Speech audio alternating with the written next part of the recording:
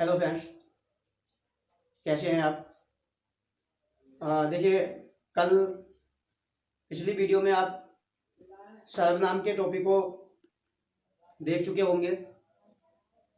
कल मैंने आपको बताया था सर्वनाम को हमें दो भागों में पढ़ना है, दो तरीके से पढ़ना है। भाग वन में आपने पढ़ा उत्पत्ति या रचना के आधार पे सर्वनाम, जहाँ पे आपको मिला मूल सर्वनाम और यौगिक सर्वनाम। ये मूल सर्वनाम और यौगिक सर्वनाम ये हमारे कल रचना और उत्पत्ति के बारे में हम इनको कल पढ़ चुके हैं, देख चुके हैं। आज की वीडियो में हम पढ़ेंगे नंबर 2, अर्थ के आधार पे सर्वनाम। तो मैं शुरू करने के लिए जा रहा हूं। देखिए, अर्थ के आधार पे सर्वनाम 6 प्रकार के होते हैं। नंबर 1 पुरुषवाचक सर्वनाम, नंबर 2 निश्चयवाचक सर्वनाम, नंबर 3 अनिश्चयवाचक सर्वनाम, नंबर 4 प्रश्नवाचक सर्वनाम, नंबर 5 संबंधवाचक सर्वनाम और नंबर 6 निजवाचक सर्वनाम। देखिए, यहाँ पे कोई भी सर्वनाम अगर आपके सामने आता है तो हमें उस सर्वनाम में देखना होता है आखिर उस सर्वनाम शब्द में क्या क्वालिटी है। कहीं निजी पद की क्वालिटी है या प्रश्न पूछने की क्वालिटी है या वो संबंध से संबंधित क्वालिटी है। इसी के आधार पर उस सर्वनाम को हमें यहाँ पे पहचानना होता है। एग्जाम्पल के तौर पे अगर मैं कहूँ जैसे कौन बाहर बैठा हुआ है, दिए हुए वाक्य में कौन एक सर्वनाम है। कैसा सर्वनाम है तो आप समझ सकते हैं, कौन शब्द से प्रश्न पूछने का काम किया जाता है, इसलिए इसके अंदर क्वालिटी, इसके अंदर जो गुण है वो प्रश्न पूछने का है, इसलिए प्रश्नवाचक सर्वनाम का काम करेगा। ऐसे ही मान लीजिए अगर मैं यहाँ पे ये दे दूं कि जिसने चोरी की है उसको सजा मिलेगी। देखिए, यहाँ पे आपके जो सर्वनाम है वो जिसने, अगर मैं इस बात को कह दूं रमेश ने चोरी की है, रमेश को सजा मिलेगी, तो यहाँ वाक्य रमेश संज्ञा है, लेकिन मैंने कहा हमें तो सर्वनाम पढ़ रहे हैं, अर्थात वे शब्द जो संज्ञा के स्थान पर प्रयुक्त होते हैं। तो जिसने चोरी की है उसको सजा मिलेगी, रमेश के स्थान पे क्या शब्द आए हैं, जिसने, जिसको, उसको, अर्थात जिसको उसको इस वाक्य में सर्वनाम है। अब ये क्या काम है, इसके अंदर क्या क्वालिटी है, जिसको उसको, ये दो वाक्यों के बीच में संबंध स्थापित करने का काम कर रहे हैं, दो वाक्यों को जोड़ने का काम कर रहे हैं। जिसने चोरी की, इस वाक्य को जोड़ने का काम किया, उसको सजा मिलेगी, अर्थात दो वाक्यों में संबंध स्थापित कर रहे हैं, अर्थात इन शब्दों में संबंध स्थापित करने का क्वालिटी है, इसलिए इन शब्दों को हम सर्वनाम के रूप में संबंधवाचक कहेंगे। तो इसके आधार पर हमें पहचानना होता है, इसलिए सबसे पहले मैं यहाँ पे नंबर 1 सबसे पहले पुरुषवाचक सर्वनाम। देखिए, पुरुषवाचक सर्वनाम जिन सर्वनाम शब्दों का प्रयोग पुरुषों के लिए किया जाता है, पुरुषों का मतलब है स्त्री, पुरुष, बच्चे आदि के लिए जिन शब्दों का प्रयोग करते हैं उन शब्दों को हम जो है यहाँ पुरुषवाचक सर्वनाम कहेंगे। देखिए, चूंकि पुरुष जो होते हैं हमारे यहाँ वो 3 कैटेगरी में होते हैं। जैसे एक तो ऐसे पुरुष जो अपनी बात को कहने वाले होते हैं, अर्थात वक्ता। एक प्रकार के पुरुष होते हैं जो हमारी बात को सुनने वाले हैं, अर्थात श्रोता। और तीसरे कैटेगरी के पुरुष होते हैं जो वक्ता और श्रोता दोनों मिलकर किसी अन्य पुरुषों के बारे में बात करते हैं, अन्य के लिए। इस प्रकार से 3 कैटेगरी के पुरुष होने की वजह से यहाँ पुरुषवाचक सर्वनाम के भी अपने 3 भेद बन जाते हैं। जैसे पुरुषवाचक सर्वनाम में 3 भेद, नंबर 1 उत्तम पुरुष, नंबर 2 मध्यम पुरुष, नंबर 3 अन्य पुरुष।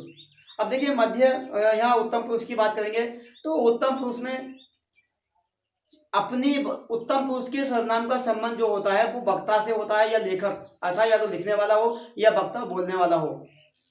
अर्थात जो अपनी बात को बोलने वाले होते हैं, अपनी बात को कहने वाले होते हैं, वो जो होते हैं वो हमारे उत्तम पुरुष में आते हैं। उत्तम पुरुष के सर्वनाम शब्दों का संबंध वक्ता से होता है, कहने वाले से होता है। अर्थात मैं अपनी बात को कह रहा हूँ, मैं इस समय समझ लीजिए उत्तम में हूँ।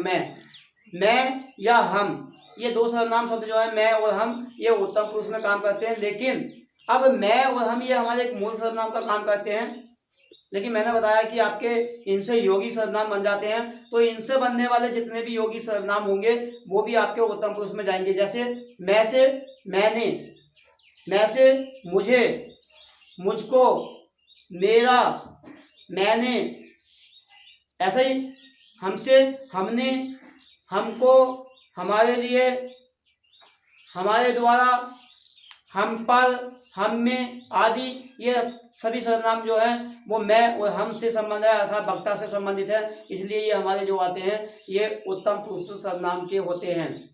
दूसरा है मध्यम पुरुष। देखिए मध्यम पुरुष में अब मैं कहने वाला हूं, मैं तो आ गया उत्तम में, लेकिन मेरे सामने कोई है तुम, क्योंकि सामने वाले के लिए तो मैं कौन सा शब्दों का यूज करूंगा। मेरे मान लीजिए मेरे सामने रमेश है, रमेश बैठा हुआ है, तो मैं रमेश के लिए रमेश नहीं कहूंगा, सर्वनाम की जगह मैं क्या यूज करूंगा, वह बैठा हुआ है, यह बैठा हुआ है, ये बैठा हुआ है, सॉरी वह नहीं, आप बैठे हैं, तुम बैठे हो, इस तरीके से आप और तुम का इस्तेमाल करूंगा मैं।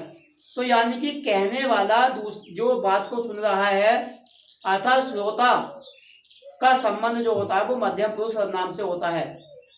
उसमें जैसे आप और तुम, ये दो सर्वनाम हमारे जो होते हैं वो मध्यम पुरुष में आते हैं, लेकिन इनसे बनने वाले योगी सर्वनाम भी वो सारे के सारे मध्यम पुरुष में रहेंगे। जैसे तुमसे, तुमने, तुमको, तुम्हारा, तुमसे, तुम पर, ऐसी आप, आपने, आपको, आप पर, आपसे, आपके द्वारा आदि बहुत सारे सर्वनाम हैं, ये सब के सब मध्यम पुरुष में होते हैं। नेक्स्ट नंबर 3 है अन्य पुरुष। देखिए अन्य पुरुष सर्वनाम ऐसे जिन सर्वनाम शब्दों का प्रयोग वक्ता को छोड़कर और श्रोता को छोड़कर किसी अन्य के लिए इस्तेमाल किया जाता है, उसे हम अन्य पुरुष सर्वनाम में रखते हैं। मान लीजिए मैं हूं, आप हैं और हम दोनों बात कर रहे हैं, रमेश के लिए कोई तीसरा व्यक्ति है हम दोनों से अलग, तो हम क्या कहेंगे, मैं कहूंगा उसको घूमना अच्छा लगता है, वह कल दिल्ली जाएगा। तो मैं ये वह, उसको या यह, ये ना तो मैं तुम्हारे लिए यूज कर रहा हूं उन शब्दों का प्रयोग, ना मैं अपने लिए, कोई ना कोई तीसरा है। अर्थात जिन सर्वनाम शब्दों का प्रयोग मैं तीसरे व्यक्ति के लिए करूंगा वो सर्वनाम शब्द अन्य पुरुष में होते हैं। जैसे वह, यह, ये, वे। अब इनसे बनने वाले योगी सर्वनाम इसको, इसने, उसने, उसका, इन्होंने, उन्होंने, उन पर, ये तमाम सर्वनाम योगी सर्वनाम ये सब के सब हमारे जो हैं मध्यम पुरुष में हैं। तो ध्यान रखना पुरुषवाचक सर्वनाम 3 प्रकार के होते हैं, उत्तम पुरुष, मध्यम पुरुष, अन्य पुरुष। उत्तम में मैं और हम, मध्यम में आप, तुम, अन्य में वह, यह, ये, वे, ये आपके पुरुषवाचक सर्वनाम। अब इसी क्रम में हम नंबर 2 पढ़ेंगे निश्चयवाचक सर्वनाम। देखिए निश्चयवाचक सर्वनाम और अनिश्चयवाचक सर्वनाम इन दोनों को एक साथ में आपको समझते हुए पढ़ना है। देखिए पहले निश्चयवाचक, जिन सर्वनाम शब्दों का प्रयोग हम किसी निश्चित व्यक्ति या वस्तु की ओर संकेत करने के लिए करते हैं। ध्यान रखना, निश्चित वस्तु और व्यक्ति की ओर संकेत करने के लिए जिन सर्वनाम शब्दों का प्रयोग किया जाता है उन्हें निश्चयवाचक सर्वनाम कहते हैं। देखिए निश्चित घटना क्या होती है, ध्यान देंगे। मैंने कहा बाहर कोई खड़ा है, क्या बात, ये तो पक्का है कोई खड़ा है, लेकिन ये नहीं पक्का पता कौन खड़ा है, मतलब बात जो है वो निश्चित नहीं है। क्लियर कब होती है, अगर मैं कहता यह लड़का या वह बाहर खड़ा है, तुम बाहर खड़े हो, मैं बाहर खड़ा हूं, तो मैं एक बार कह सकता हूं मैं खड़ा हूं तो निश्चित बात है, लेकिन कोई बाहर खड़ा है इसका मतलब क्या है, ये अनिश्चित बात है। अब मैंने कहा मेरे पास मोबाइल है, मैंने कहा भाई ये मेरा मोबाइल है, इसका मतलब ये शब्द जो है ये मेरा मोबाइल है, ये मोबाइल बात निश्चित है या अनिश्चित है? तो भाई मेरा अपना मोबाइल है, इसका मतलब है कि बात निश्चित घटना को दर्शाई जा रही है। मैंने कहा ये बहुत बड़ा, ये सुंदर मकान है, ये गाड़ी बहुत महंगी है। इसका मतलब है कि जो चीज निश्चित है मेरे सामने है, उस निश्चित वस्तु को दर्शाने के लिए जिन सर्वनाम शब्दों का प्रयोग करते हैं वो आपके निश्चयवाचक होते हैं। और यहाँ पे जिन सर्वनाम शब्दों का प्रयोग देखिए कौन से आते हैं निश्चयवाचक में, यह और वह, ये और वे। अब यहाँ पे आपको थोड़ा सा कंफ्यूजन आपको चलेगा किताब के माध्यम से, क्योंकि किताबों में ये चीजें स्पष्ट रूप से नहीं होती हैं। वहां पे क्या होगा, बस केवल दोनों की परिभाषा होगी। पुरुषवाचक सर्वनाम में जो आपके अन्य पुरुष हैं वो भी यही हैं, और निश्चयवाचक सर्वनाम में वो भी यही है। इसका मतलब है कि मैं यहाँ पे कह सकता हूँ, नोट में आप ध्यान रखेंगे कि पुरुषवाचक सर्वनाम के अन्य पुरुषवाचक सर्वनाम के शब्दों का प्रयोग ही हम निश्चयवाचक सर्वनाम के रूप में करते हैं। अर्थात दोनों सर्वनाम, दोनों मतलब ये सर्वनाम यह, वह, ये, वे, ये आपके निश्चयवाचक में भी काम करेंगे और ये आपके पुरुषवाचक के अन्य पुरुषवाचक में भी काम करेंगे। अब यहाँ पे ध्यान देना, जैसे मैंने कहा वह तेजी से भागता है, या मैंने ये कहा कि इस बच्चे ने चोरी की है, इसने चोरी की है। भीड़ में तमाम सारे बच्चे बैठे हुए हैं, मैंने इशारा किया इसने चोरी की है, तो भीड़ में से तो क्लियर है मैं किसकी ओर कर रहा हूं। इसका मतलब है ये बात निश्चित घटना को दर्शाई जा रही है। अगर मैं यही बात कहता कि किसी ने चोरी की है तो ये क्लियर नहीं हो पाता किसने की है। तो ध्यान रखना, इसका मतलब है निश्चयवाचक सर्वनाम यह, वह, ये, वे। देखिए अब इसी के साथ नंबर 3 अनिश्चयवाचक सर्वनाम। इसके अपोजिट है जिन सर्वनाम शब्दों का प्रयोग हम किसी अनिश्चित घटना या वस्तु को दर्शाने के लिए करते हैं उन्हें अनिश्चयवाचक सर्वनाम में रखते हैं। और ऐसे अनिश्चयवाचक सर्वनाम के अंतर्गत दर्शाने वाले दो सर्वनाम आपको मिलेंगे, कोई, कुछ। देखिए कुछ और कोई, इसका प्रयोग हम जब भी करेंगे ऐसी वस्तु को दर्शाने के लिए करेंगे, ऐसी व्यक्ति को दर्शाने के लिए करेंगे जिसका हमें निश्चित ज्ञान नहीं होता है। जैसे कोई शोर मचा रहा है। अब शोर तो मच रहा है लेकिन ये नहीं पक्का पता कौन मचा रहा है। इसका मतलब है कोई तो है लेकिन बात निश्चित नहीं है, इसलिए मुझे कौन से सर्वनाम शब्द का प्रयोग करना पड़ा, कोई। अगर ये बात निश्चित होती, मुझे पता होता कौन सा शोर मचा रहा है, तो मैं ये नहीं कहता कोई शोर मचा रहा है, मैं ये कहता ये शोर मचा रहा है, या वह शोर मचा रहा है, आप शोर मचा रहे हैं, मैं शोर मचा रहा हूं। लेकिन जब बात क्लियर नहीं है, निश्चित नहीं है, तो मुझे कौन सा सर्वनाम की हेल्प लेनी पड़ेगी, कोई शोर मचा रहा है। ऐसे ही चाय में कुछ गिर पड़ा। अगर मुझे पता होता चाय में मक्खी गिरी है तो मैं ये कहता भाई चाय में मक्खी गिरी है, लेकिन चाय में कुछ दिखाई दे रहा है लेकिन पक्का नहीं पता है क्या है, तो मैं क्या कह रहा हूं, चाय में कुछ गिर गया है। इसका मतलब है कुछ सर्वनाम शब्द हमारी ऐसी जगह प्रयोग होता है जहां कोई बात निश्चित ना हो, अर्थात अनिश्चित घटना या वस्तु को दर्शाने के लिए किया जाता है। अब यहाँ पे मेन तो हमारे मूल सर्वनाम जो है वो अनिश्चयवाचक में कोई और कुछ, लेकिन इनसे बनने वाले योगी सर्वनाम के रूप में भी और आएंगे। जैसे कोई से बन जाता आपका कोई ना कोई। अगर वाक्य में हो जाए कि आप अपने सफलता के लिए आगे बढ़िए, कोई ना कोई आपकी सहायता जरूर करेगा। अब दिए हुए वाक्य में कोई ना कोई, ये भी एक सर्वनाम है, किससे बना है, कोई से। तो ध्यान रखना कोई ना कोई ये भी एक आपका अनिश्चयवाचक सर्वनाम है। ऐसे आपका कोई से बन जाता है, जैसे कोई तो होगा जो आपकी सहायता करेगा, कोई तो ये भी आपका अनिश्चयवाचक सर्वनाम का काम करेगा। ऐसी कोई से बन सकता है कोई ना कोई, या कोई भी, कोई तो, ये सब हमारे जो है कोई से बनने वाले सर्वनाम है। इसलिए इस रूप में आपके सामने अगर वाक्य में आ जाए तो समझ लेना ये अनिश्चयवाचक सर्वनाम है। ऐसी कुछ से बन जाते हैं कुछ, कुछ ने, कुछ को, कुछ पर, कुछ ना कुछ। ये ऐसे कुछ से बनने वाले वाक्य में अगर किसी भी प्रकार से रूप में शब्द आ जाए तो ये आपके अनिश्चयवाचक सर्वनाम का काम करेंगे। ये तो रहे आपके, देखिए पुरुषवाचक हो गए, अनिश्चयवाचक सर्वनाम। नंबर 3 निश्चयवाचक, निश्चयवाचक, अनिश्चयवाचक और पुरुषवाचक। नंबर 4 आप करते हैं प्रश्नवाचक सर्वनाम। देखिए प्रश्नवाचक उसके नाम से ही पता चल पा रहा है, जिन सर्वनाम शब्दों का प्रयोग हम प्रश्न पूछने के लिए करते हैं जिन सर्वनाम शब्दों का प्रयोग प्रश्न पूछने के लिए किया जाता है या प्रश्न पूछने के स्थान पे किया जाता है, उन सर्वनाम शब्दों को प्रश्नवाचक सर्वनाम कहते हैं। जैसे मैंने कहा रमेश ने खाना खा लिया, अब मैं रमेश के स्थान पे क्या कह सकता हूं, किसने खाना खा लिया।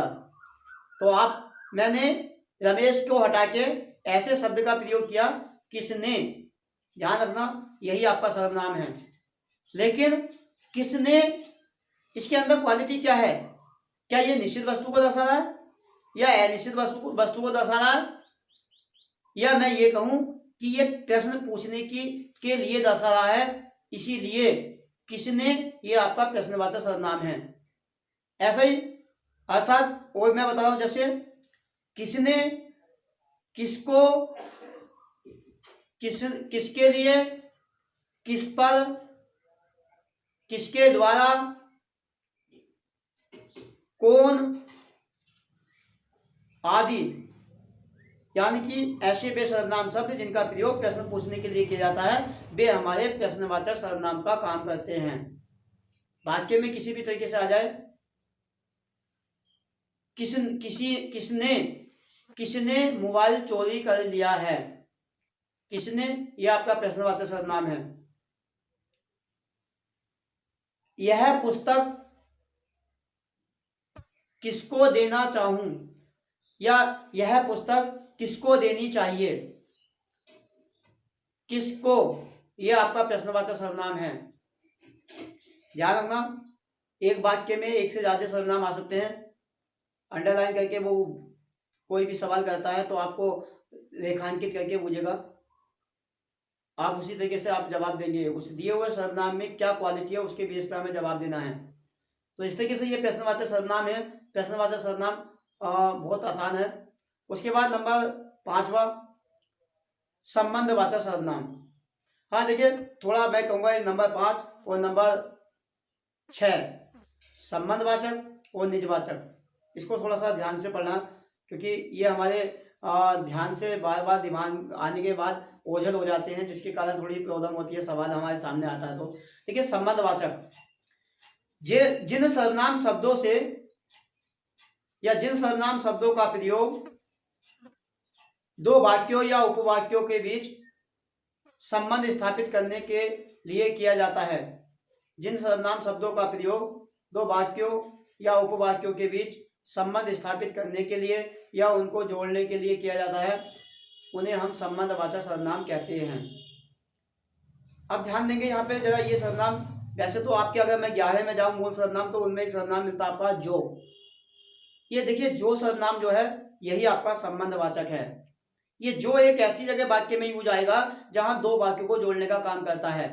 जैसे, लेकिन ध्यान रखना, ये अपने साथ में कोई दूसरा सर्वनाम को शामिल करता है, यानी कि ये एक तरीके से अपने साथ में दूसरे सर्वनाम को भी शामिल करता है, ज्वाइन होकर आता है। जैसे, जो करोगे सो भरोगे, तो यहाँ वाक्य में जो और सो ये आपका संबंधवाचक है। जो आया है सो जाएगा, यहाँ जो और सो, चूंकि यहाँ दो वाक्यों को जोड़ने का काम किया है जो और सो ने, इसलिए इसे संबंधवाचक सर्वनाम कहेंगे। देखिए, ये जो वाला ऐसा भी वाक्य आ सकता है क्या, कल मैंने एक सांप देखा जो बहुत खतरनाक या जो बहुत जहरीला था। अब देखिए, इन दोनों वाक्यों में मैंने एक सांप देखा, वह बहुत खतरनाक था, इन दोनों को ज्वाइन करने का काम किसने किया, जो ने। अर्थात मैंने कल एक सांप देखा जो बहुत ही जहरीला था। इसका मतलब यहाँ पे जो कैसा सर्वनाम है, यह आपका संबंधवाचक है, क्योंकि इसने दो वाक्यों के बीच में संबंध स्थापित किया है। अब चूंकि जो तो आपका एक मूल सर्वनाम है, लेकिन इससे बनने वाले योगी सर्वनाम भी तो इसी कैटेगरी में आएंगे। अर्थात इससे बनने वाले, जैसे जिसने, जिसको। देखिए, ध्यान देंगे, मैं आपको थोड़ा फोकस करूंगा यहाँ पे। जिसने के साथ में दूसरा सर्वनाम क्या लिएगा, उसने। ऐसा ही जिसको, इसके साथ में दूसरा सर्वनाम आएगा उसको। ऐसा ही जिस पर, उस पर। ऐसी सर्वनाम आएगा जिसके लिए, उसके लिए। ऐसा ही आएगा जो, इसके साथ वह भी आ जाता है। अब मैं थोड़ा सा सेंटेंस के माध्यम से बता रहा हूं। जैसे, जिसने चोरी की है। अब देखिए जिसने आ गया वाक्य में तो आप समझ सकते हैं अपने साथ क्या लेगा, जिसने चोरी की है उसको सजा मिलेगी। इसका मतलब है या जिसने उसको, ये दोनों सर्वनाम जो है वो संबंधवाचक हैं। ऐसे ही जो मेहनत करेगा वह अवश्य सफल होगा।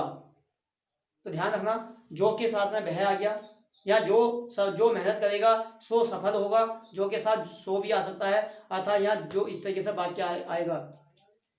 जिसको सफलता हासिल करनी है, ध्यान रखेंगे जिसको आ गया क्योंकि जो से ही बना है। जिसको सफलता हासिल करनी है उसको ऐसे समय पे भी मेहनत करनी पड़ेगी।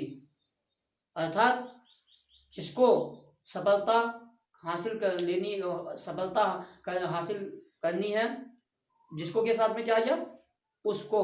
तो ध्यान रखना जिसको के साथ में उसको, ये आपका संबंधवाचक सर्वनाम है। मैं आपसे फिर कहूंगा संबंधवाचक सर्वनाम को थोड़ा सा समझने की कोशिश करना, क्योंकि एक बार को प्रश्नवाचक सर्वनाम अगर आप नहीं भी पढ़े हैं और आपके सामने सवाल आए तो एक बार को आप जो है आसानी से कर लेंगे। देखिए संबंधवाचक सर्वनाम में थोड़ा सा हमें पहचानना पड़ता है। वो आजकल वाक्य क्या पूछता है, वो वाक्य पूछ रहा है, ध्यान देंगे सवाल कर रहा है, बताइए दिए हुए कौन से वाक्य में संबंधवाचक सर्वनाम का प्रयोग किया गया है। नंबर 1, यह मेरी अपनी गाड़ी है। सेंटेंस नंबर 2, कौन यहां आने वाला है। नंबर 3, जिसने संघर्ष किया उसने इतिहास रचा। नंबर 4, आप स्वयं ही दिल्ली जा सकते हैं। क्या आपने मेरे वाक्य को ध्यान से सुना होगा, कौन से वाक्य में संबंधवाचक सर्वनाम का प्रयोग किया गया है। तो ध्यान रखना मैंने बोला था जिसने संघर्ष किया उसने इतिहास रचा, जिसने के साथ उसने, यही आपका संबंधवाचक सर्वनाम का प्रयोग हुआ है। बाकी अन्य वाक्यों में अलग अलग प्रकार के सर्वनाम का प्रयोग किया गया है। तो ध्यान रखना ये संबंधवाचक। नेक्स्ट है नंबर निजवाचक सर्वनाम। देखिए निजवाचक उसके नाम से ही पता चला, निज, निजी, व्यक्तिगत, अर्थात जिन सर्वनाम शब्दों का प्रयोग या तो वक्ता या श्रोता, या तो वक्ता या श्रोता के स्वयं के लिए किया जाता है, उन सर्वनाम शब्दों को हम निजवाचक सर्वनाम कहते हैं। देखिए यहाँ पे मैं आपको बस केवल थोड़ा सा इतना ही ध्यान दिलाऊंगा कि यहाँ पे निजवाचक सर्वनाम के लिए हमें कुछ शब्दों को फोकस करना है। जैसे स्वयं, खुद, आप, अपने आप, स्वतः, ये 4-5 शब्द हैं। एक अलग कोई हो सकता है लेकिन यहाँ कोई निश्चित आपसे संख्या दी पूछने वाला है। हाँ सेंटेंस वाक्य में जरूर पूछता है। इनका प्रयोग कैसे यूज होता है ध्यान देंगे। खुद, एक खुद आपका निजवाचक सर्वनाम है क्योंकि इसका प्रयोग कैसे होगा, देखिए मैं खुद ही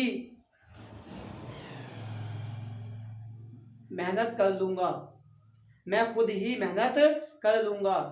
देखिए ये खुद शब्द किसके लिए यूज हुआ है, मैंने अपने स्वयं के लिए यूज किया है, इसीलिए आपका मैं तो है सर्वनाम। देखिए मैंने अभी बताया था पहले एक वाक्य में एक से ज्यादा सर्वनाम आ सकते हैं, लेकिन आपको तो बस थोड़ा सा ध्यान देना है कि उस वाक्य में जो एक वाक्य में कोई एक ऐसी चीज होती है जो मेन उसी सर्वनाम को महत्व दिया जाता है। इस वाक्य में क्या है, मैं खुद ही काम कर लूंगा, इसका मतलब है मैंने अपने आप को फोर्स किया है, अपने आप को जो है एक तरीके से हाईलाइट किया है, और इसको हाईलाइट करने के लिए मैंने कौन से शब्द का प्रयोग किया है, खुद। इसीलिए मैं खुद ही अपना काम कर लूंगा या मैं खुद ही स्वयं सफल हो जाऊंगा। इसका मतलब है ऐसे शब्दों को ही हम निजवाचक कहते हैं। जैसे आप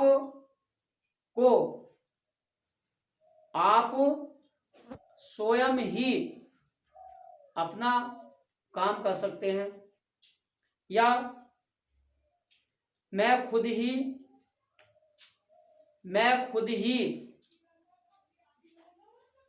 मेहनत कर लूंगा। या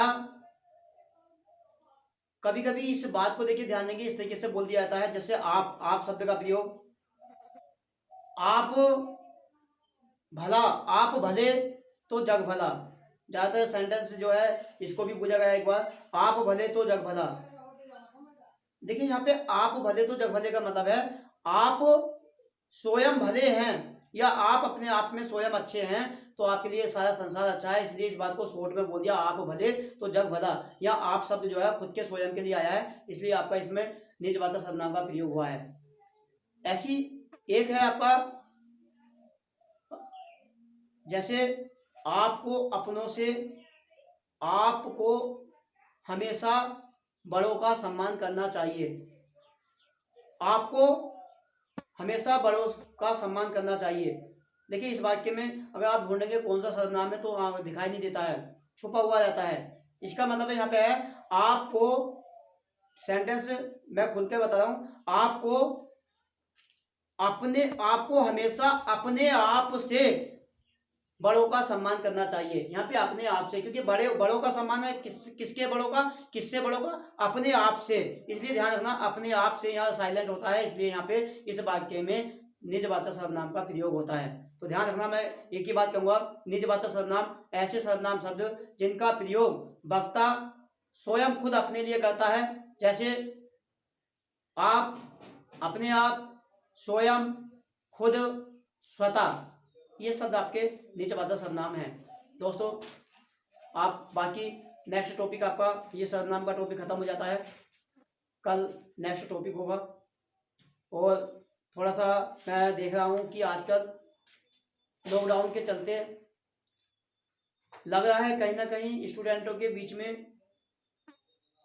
बीच में लग रहा है कि कहीं ना कहीं बहुत ज़्यादा हतोत्साहित हो चुके हैं, पढ़ाई को किनारे रख दिया है, मन में एक बात बैठा ली है, जब लॉकडाउन ही नहीं खुलेगा तो फिर पढ़ाई का क्या फायदा।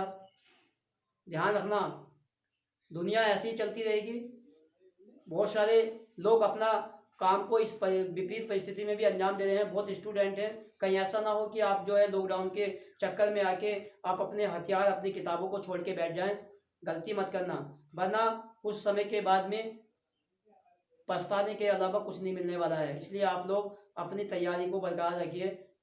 मैं नहीं कहता कि स्टडी आप घर से बाहर निकल के करिए, ये काम अगर कुछ हो सकता है लॉकडाउन में, दुनिया का बहुत सारे कामों पे जो है रुक सकते हैं, लेकिन स्टडी आपके अपने हाथ में, घर बैठ के आप आसानी से कर सकते हैं।